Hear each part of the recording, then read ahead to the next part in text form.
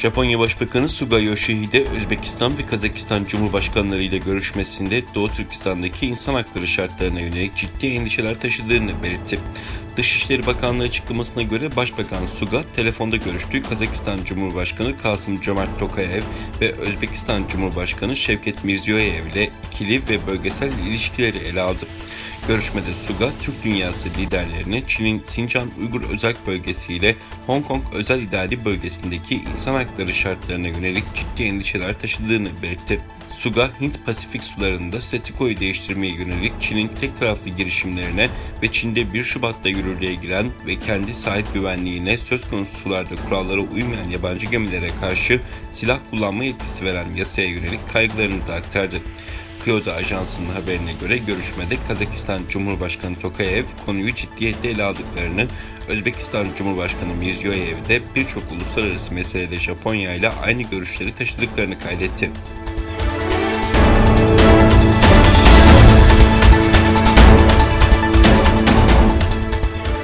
Çin'in işgalindeki Doğu Türkistan son yıllarda küresel güneş paneli üretiminin en önemli merkezlerinden biri haline geldi. Ancak iddialara göre bu üretimin büyük bölümünü Çin'in çalışmaya zorladığı Müslüman Uygurlar tarafından gerçekleştiriliyor. Birleşik Krallık'taki Sheffield Hallam Üniversitesi Helena Kennedy Merkezi'nin yayınladığı yeni bir rapora göre Sincan'da güneş paneli üretimi Uygurların ve diğer etnik azınlıkların sömürüsünü temel alıyor olabilir.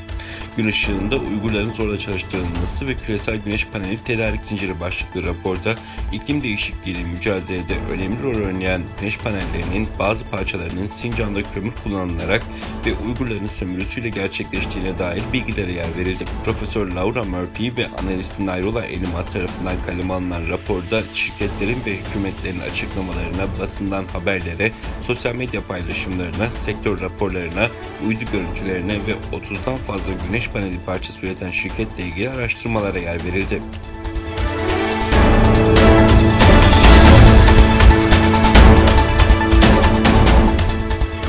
Çin, ABD Dışişleri Bakanı Antony Blinken'ın ABD Çin'in ekonomik baskısı karşısında Avustralya'yı sağda yalnız bırakmayacak sözlerinin ardından ABD'yi zorlayıcı diplomasi yapmakla suçladı. Çin Dışişleri Bakanlığı Sözcüsü Hua Chunying yaptığı açıklamada ABD'yi stratejik hedeflerine ulaşmak için ekonomik yaptırımlar uygulamak ve diğer ülkeleri ticaret meselelerinde güçlü şekilde silahlandırmakla suçladı. ABD'nin kısıtlamalarıyla karşı karşıya kalan Huawei ve ZTE gibi firmalara atıfta bulunan Hua, Çin'in telekomünikasyon ve diğer yüksek teknoloji endüstrilerinin ABD'nin ekonomik baskısına kurban gittiğini söyledi. ABD Dışişleri Bakanı Antony Blinken, Avustralya Dışişleri Bakanı'na ABD ile Avustralya arasında Çin de dahil olmak üzere ülkelerin kökünü kazıyamayacağı derin ortak değerlerle birbirlerine bağlı olduğunu söylemişti.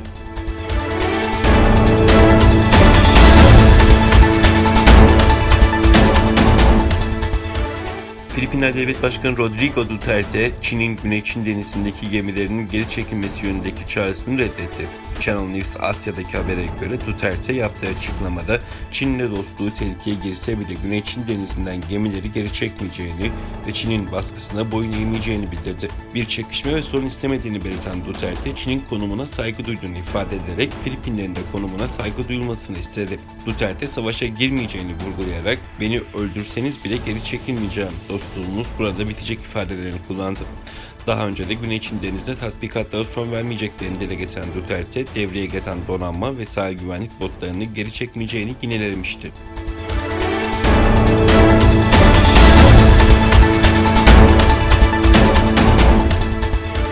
Almanya Başbakanı Angela Merkel, AB-Çin yatırım anlaşmasının iki tarafa da yarar getireceğini söyledi.